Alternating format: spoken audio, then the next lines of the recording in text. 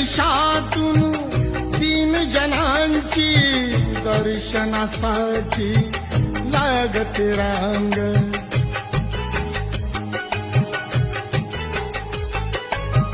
लहान थोर बाया पोर सागर तीरी गर्दी अथांग.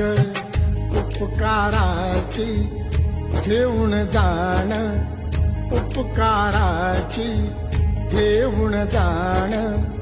उभा मी रांगेत पहिल्या क्रमांक.